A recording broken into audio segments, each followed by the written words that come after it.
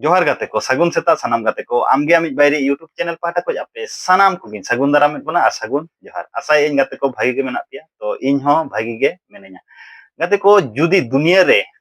आम खूब valuable person बनाव सना मेखाय बांखाय आमा जहां जायगा रे मेना मिया ओना खोज जुदी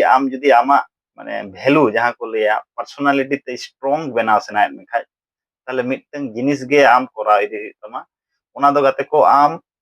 कन्सिस्टेंसी जहां विषय चेतान रे मास्टरी से स्किल बनाव हुई जुदी उदाहरण हिसाब ते अब लैया बोना खूब इंटरेस्टिंग उदाहरण नेलाबन मिटन भुट्टा माने जनोड़ा जहां को लिया ओना जखन बन चासा तो जखन कोई चासी हयतो पार भुट्टा हयतो पार मिटन फल रे दाम हयतो 2 टाका 3 टाका नोंका दाम ते आखरिया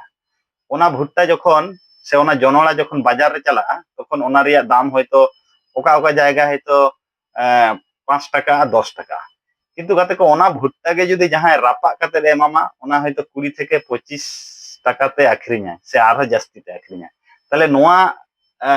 মানে কথা খোঁজ আবো মোরাল স্টোরিজ চেত বন বুঝাইয়া জাহান জিনিস যদি আমি বেনাওয়া মানে চিলিয়া রাপা কাতে দো উনি বেনাও কায় বেনাও রেডি তাহলে ওনা রিয়া মূল্য দো ডেফিনেটলি মানে ঢেরো গিয়া उनका गे अब जखन बन जानामो अब दो पूरा शून्य ते बन हिजुआ एबार नोआ दुनिया रे हेज काते गे अब ओकोय चेका एफोर्ट काते आज ओकालका बेना कना उनिया मूल्य ओंका गे हुआ तो आम जुदी आम स्टूडेंट कनाम तो स्टूडेंट समय जुदी आमा वैल्यू आम बाम एड दाड़ा कना ताले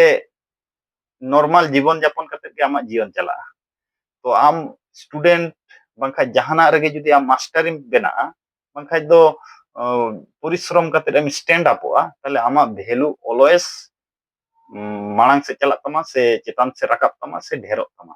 सारी से बांगा नोआ कथा कमेंट करते लई तबन पे आर नोंकाना इंटरेस्टिंग मोटिवेशन कथा नाम लगी नोआ आमगे आमिज बायरे यूट्यूब चैनल आपे पे सब्सक्राइब दड़ा मा एनखान सानाम को गे आर मिद धाव जोहार न्यापामा नेक्स्ट वीडियो रे नेक्स्ट मोटिवेशन कथा आते जोहार।